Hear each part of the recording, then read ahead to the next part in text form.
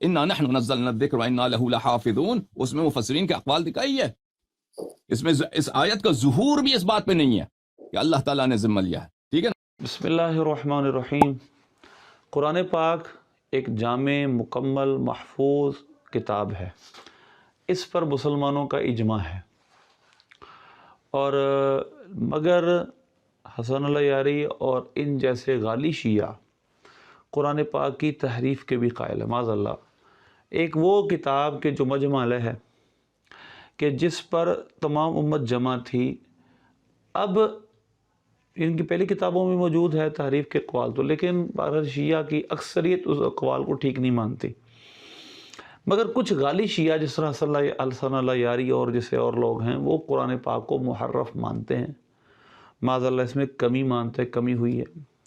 جبکہ ہمارا نظریہ یہ ہے قرآن پاک تغیر و تبدل زیادتی نقصان سے پاک کتاب ہے، اور یہ بہت سینسٹیو نظریہ ہے اس کا، اور بہت ہی خطرناک چیزیں ہیں کہ اگر آپ قرآن کو بھی مشکوک کر دیں گے تو پیچھے کیا رہ جائے گا، پھر دین اسلام کا پیچھے کچھ نہیں بچتا.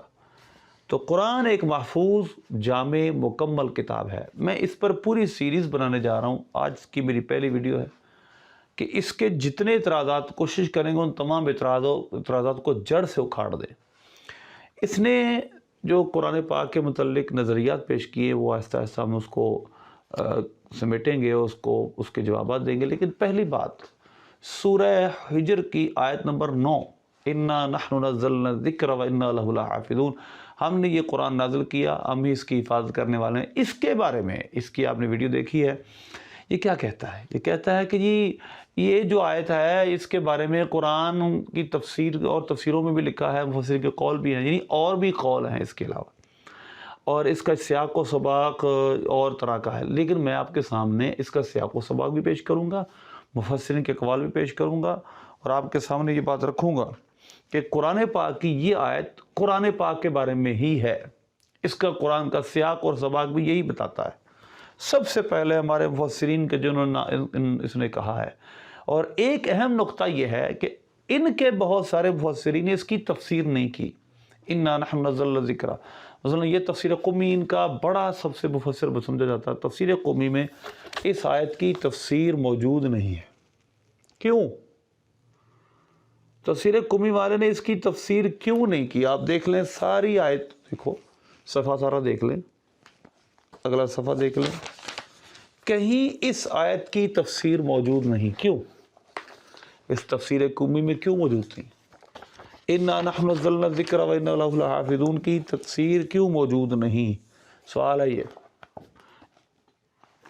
کیوں موجود نہیں؟ کیونکہ ان کا نظریہ معاذ اللہ جب قرآن کے بھی خلاف ہے تو ظاہر ہے کہ وہ آیت کیسے اس کی تفسیر کریں گے. تو پہلی میں اس کے بھی کچھ جوابات دوں گا کہ اس نے جو تو قرآن پاک کی اس آیت کے بارے میں کہا کہ سیاق و سباق میں بات کچھ اور ہوئی. میں آپ کے سامنے سیاق و سباق بھی پیش کروں گا، مفسر کے اقوال بھی پیش کروں گا، اور یہ ثابت کروں گا قرآن کی اس آیت خود قرآن کہتا ہے، خود قرآن کی آیت یہ بتاتی ہیں کہ سے مراد ذکر سے مراد قرآن ہی ہے، اور لہو کی ضمیر کا مرجع بھی قرآن ہی ہے، ذکر ہی ہے. سب سے پہلے اپنی تفسیر میں تفسیر کبیر پیش کروں گا. تفسیر کبیر میں ہے وَإِنَّا لَهُ لَحَافِظُونَ أَنَّهُ عَائِدٌ إِلَى الذِّكْرِ، یہ ضمیر ذکر کی طرف، یعنی إِنَّا نَحْفُظُ ذَلِكَ الذِّكْرَ مِنَ التَّحْرِيفِ وَالزِّيَادَةِ وَالنُّقْصَانِ، کہ یہ ذکر زیادتی، نقصان، کمی بیشی سب سے پاک ہے. یہ میری انگلی دیکھیں، یہاں پر نشان لگا ہوا یہ، اور پھر آگے صراحتاً کیا لکھا ہے کہ قرآن کی ایک اور آیت لا یأتیہ الباطل من بین یدیہ ولا من خلفہ، قرآن کے نہ آگے نہ پیچھے، یعنی دائیں بائیں اس کے باطل آگے پیچھے جا سکتا ہی نہیں. اور پھر وَلَوْ كَانَ مِنْ عِنْدِ غَيْرِ اللَّهِ لَوَجَدُوا فِيهِ اخْتِلَافًا كَثِيرًا، اگر یہ قرآن غیر اللہ کی طرف سے ہوتا تو اس میں بہت زیادہ وہ اختلاف دیکھتے، لیکن یہ غیر اللہ کی طرف سے نہیں. اَنَّ جَمْعَهُ، اب پھر اس کے قرآن پاک کی محافظت کے قول لکھے ہیں کہ جب قرآن پاک پھر اللہ نے جمع کرنے کے طریقے کیا، امت کو اللہ نے اس کا منصب سمجھا. امت کے اندر اللہ نے ایسے لوگ پیدا کیے کہ جو قرآن پاک کی انہوں نے حفاظت کی، اور اللہ نے ان کے ذریعے قرآن پاک کی حفاظت کا ذمہ لیا. پھر دوسرا قول جو اس کے بارے میں لہو کا مرجع ہے، اس کے بارے میں نبی پاک صلی اللہ علیہ وسلم کے ایک طرف بھی لوٹنے کا قول موجود ہے، لیکن وہ سیاق و سباق سے ہٹ کے قول میں آپ کے سامنے پیش کروں گا ابن کثیر نے اس کے بارے میں کیا کہا۔ دوسری تفسیر اپنی اور بے شمار تفسیر ہے، تفسیر در منصور، تفسیر خازن، اسی طرح تفسیر طبری، بہت ساری تفسیروں میں یہی ہماری تفسیروں میں ہے یہ کہ سب سے پہلی تفسیر یہی کرتے ہیں انا نحن نزلنا الذکر، کہ ہم نے اس ذکر یعنی قرآن کو نازل کیا اور ہم ہی اس قرآن کی حفاظت کرنے والے، یعنی تغیر و تبدل نقصان سے یہ کتاب پاک ہے، اس میں تغیر و تبدل نہیں ہو سکتا۔ اب سنیے اسی ہجر کی سورہ ہجر کی آیت نمبر 9 تفسیر نصفی ہے، سنیوں کے بہت بڑے مفسر، انا نحن نزلنا الذکر القرآن وانا لہ لحافظون، ہم ہی اس کی حفاظت کرنے والے ہیں۔ اب دیکھیے گا پھر یا ایھا الذی نزل علیہ الذکر، میں اس کا سیاق و سباق پیش کروں گا، اس وجہ سے میں زیادہ اس کی تفسیر نہیں کروں گا۔ الضمیر فی لہو لرسول اللہ صلی اللہ علیہ وسلم، ایک قول یہ ہے، یہ او کے ساتھ ذکر کیا کہ لہو کی ضمیر کا مرجع نبی پاک صلی اللہ علیہ وسلم ہے۔ ایک قول یہ ہے کہ اللہ آپ کی حفاظت فرمانے والا ہے، پر اس کے بارے میں بھی میں آپ کے سامنے تیسری اور آخری تفسیر سے یہ بات پیش کروں گا کہ سیاق اور سباق سے ہٹ کے یہ بات ہے کہ لہو کا مرجع نبی پاک صلی اللہ علیہ وسلم کی ذات ہو، لہو کا مرجع بھی یہ ذکر ہے۔ یہ دیکھیے انا نحن نزلنا الذکر وانا لہ لحافظون، اس کے بعد کہتے ہیں کہ لہ لحافظون، یہ جو ضمیر کا پہلی بات وہی ہے کہ قرآن ہی سے مراد ہے، اور دوسری بات لہو حافظون علی النبی صلی اللہ علیہ وسلم، کہ لہو کا مرجع نبی پاک صلی اللہ علیہ وسلم ہے، واللہ یعصمک من الناس، کیونکہ اللہ فرماتا ہے اللہ آپ کو لوگوں سے بچا کر رکھے گا، لیکن والمعنی الاول اولا وہو ظاہر السیاق، پہلا معنی اولا ہے، پہلے کا مطلب قرآن ہی سے مراد ہے، ہم نے اس ذکر کو نازل کیا اور ہم ہی اس ذکر کے اس قرآن کے محافظ ہیں، حفاظت کرنے والے ہیں۔ پہلا معنی ہی سیاق نظم یعنی قرآن کی نظم کے موافق ہے۔ یہ تھی سنیوں کی کچھ تفاسیر۔ میں آپ کے سامنے 3 تفسیروں کے حوالے دوں گا اہل تشیع کے، شیعوں کے۔ تفسیر نمبر 1 آپ دیکھ رہے ہیں، تفسیر مجموع البیان، تفسیر منہج الصادقین، تفسیر الصافی، 3 تفسیریں۔ نمبر 1 تفسیر مجموع البیان۔ تفسیر مجموع البیان میں کیا لکھا ہے؟ انا نحن نزلنا الذکر وانا لہ لحافظون، ہم نے ہی یہ قرآن نازل کیا اور ہم ہی اس کے حفاظت کرنے والے۔ دیکھیے انا نحن نزلنا الذکر ای القرآن، یعنی ہم نے ہی اس قرآن کو، ذکر کو نازل کیا، فی زعمہ و دعواہ، کہ اچھا کیونکہ ان کا دعویٰ یہ ہے کہ معاذ اللہ نبی پاک صلی اللہ علیہ وسلم مجنون ہیں، تو اللہ نے فرمایا کہ ہم نے اس ذکر کو نازل کیا اور ہم ہی اس کی حفاظت کرنے والے ہیں، ہم ہی اس کی حفاظت کرنے والے کے تحت لکھتے ہیں وَإِنَّا لَهُ لَحَافِظُونَ، إِنَّا نَحْنُ نَزَّلْنَا الذِّكْرَ وَإِنَّا لَهُ لَحَافِظُونَ عَنِ الزِّيَادَةِ وَالنُّقْصَانِ وَالتَّحْرِيفِ وَالتَّغْيِيرِ، کہ یہ قرآن زیادتی، نقصان، تحریف، تغییر سب سے پاک ہے۔ اِنَّا نَحْنُ نَزَّلْنَا الذِّكْرَ القرآن، آپ دیکھ رہے ہیں تفسیر مجموع البیان امام طبرسی کی، شیعہ کی۔ پھر اس کے بعد ابن عباس سیدنا قتادہ کا قول لکھتے ہیں لا یاتیہ الباطل من بین یدیہ ومن خلفہ، کہ اس کی طرف زیادتی، نقصان جا ہی نہیں سکتی، باطل اس کی طرف جا ہی نہیں سکتا قرآن کی طرف۔ تو لہذا ایک تفسیر یہ ہوئی۔ تفسیر منہج الصادقین فارسی میں ہے، آپ اپنے پیج پہ دیکھ رہے ہیں، انا نحن الذکر فارسی میں تفسیر کی گئی ہے، ہم ہی اس کی حفاظت کرنے والے ہیں، از تحریف و تبدیل و زیادت و نقصان، زیادتی، نقصان، تبدیل، تغیر و تبدل سے ہم اس کی حفاظت کرنے والے ہیں۔ تفسیر صافی شیعہ کی تیسری تفسیر، انا نحن نزلنا الذکر رد لانکارہم واستہزائہم، کہ جو قرآن کا اور نبی پاک صلی اللہ علیہ وسلم کا استہزاء و انکار کرتے ہیں، اللہ نے ان کا رد فرمایا اور فرمایا کہ ہم اس ذکر کی حفاظت کرنے والے ہیں، ہم اس ذکر کو نازل کرنے والے ہیں، وَإِنَّا لَهُ لَحَافِظُونَ، اور ہم ہی اس ذکر کے محافظ ہیں، من التحریف والزیادت والنقصان، ہم ہی اس میں کمی، زیادتی، تحریف سے حفاظت کرنے والے ہیں، اور دوسرے نسخے میں من التحریف والتغییر والزیادت والنقصان۔ تو یہ تفسیر صافی میں 3 تفسیروں کے حوالے میں نے آپ کے سامنے دیے ہیں، جنہوں نے اسی قرآن پاک کی اس آیت کے انا نحن نزلنا الذکر وانا لہ لحافظون کی تفسیر میں کہا ہے کہ قرآن تغیر و تبدل، زیادتی، نقصان سے پاک ہے، اللہ نے اس کی حفاظت کا ذمہ اٹھایا۔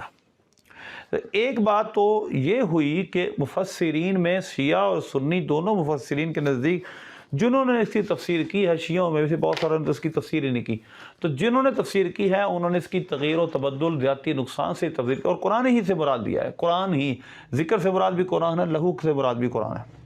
اب میں آپ کے سامنے یہ بیان کروں گا کہ قرآن پاک نے خود قرآن کو کئی دفعہ ذکر فرمایا، اور یہاں بھی جو سورہ حجر کی آیتیں ہیں یہاں ذکر سے مراد بھی قرآن ہے اور لہو کا مرجع بھی قرآن ہی ہے۔ میں آپ کو بتاؤں گا، دیکھیں سورہ نحل کی آیت نمبر 44 ہے، اللہ فرماتا ہے وَأَنزَلْنَا إِلَيْكَ ذِكْرًا، ہم نے اس ذکر کو اے پیارے حبیب آپ کی طرف نازل کیا، لِتُبَيِّنَ لِلنَّاسِ مَا نُزِّلَ إِلَيْهِمْ، تاکہ آپ لوگوں کو پر واضح کریں کہ ان پر اترا کیا ہے، تاکہ وہ غور و فکر کریں۔ یعنی نبی پاک صلی اللہ علیہ وسلم نے بھی سارا قرآن، چھپانا کچھ نہیں، اللہ کا حکم ہے کہ ہم نے آپ کی طرف یہ قرآن نازل کیا، ذکر نازل کیا، قرآن کو اللہ نے یہاں ذکر فرمایا، اور آپ اس لیے نازل کیا تاکہ آپ لوگوں کو بتائیں کہ ان پر اترا کیا ہے، تاکہ وہ غور و فکر کریں۔ تو سرکار نے قرآن چھپانا نہیں، ایک تو یہ نقطہ ہے، دوسرا یہاں اللہ نے قرآن کو ذکر فرمایا۔ اسی طرح آپ 17 پارے پہ چلے جاؤ، 17 پارے میں سورہ، بہت ساری آیتیں ہیں لیکن میں چند آیتیں وہ بیان کروں گا جہاں اللہ نے قرآن کو ذکر فرمایا ہے۔ تو قرآن نے بار بار، قرآن کو اللہ نے قرآن کے اندر خود بار بار ذکر فرمایا ہے۔ مثلا سورہ انبیاء، اس کی دوسری آیت، ما یاتیہم من ذکر من ربہم محدث الا استمعوہ یلعبون، کہ جب بھی ان کی طرف سے، اللہ کی طرف، ان کے رب کی طرف سے ان کو کوئی ذکر یعنی نئی آیت آتی ہے، قرآن کی آیت آتی ہے، تو اس کو وہ کھیلتے ہوئے سنتے ہیں۔ اسی طرح لقد انزلنا الیکم کتابا فیہ ذکرکم، اسی کی آیت نمبر 10 ہے، لقد انزلنا الیکم کتابا فیہ ذکرکم، ہم نے کتاب نازل کی یعنی قرآن، اور اس میں تمہارے لیے ذکر ہے، تو قرآن کو اللہ نے یہاں بھی ذکر فرمایا۔ اسی طرح آپ چلتے جائیں، قل ہاتوا برہانکم ھذا ذکر من معی وذکر من قبلی، یہ قرآن میری بھی نصیحت ہے، ذکر ہے میرے جو میرے ساتھ اس کی بھی نصیحت ہے، اور جو کب اس سے پہلے ان کے لیے بھی نصیحت، یعنی اس میں ذکر ہے، یہ قرآن ذکر ہے، یعنی قرآن کو اللہ نے یہاں بھی ذکر فرمایا۔ متعدد مقامات ہیں، ایک دو مقامات نہیں، بہت سارے مقامات پر اللہ نے قرآن کو ذکر فرمایا۔ بل ہم عن ذکر ربہم معرضون، وہ اپنے رب کے ذکر سے منہ پھیرے ہوئے ہیں۔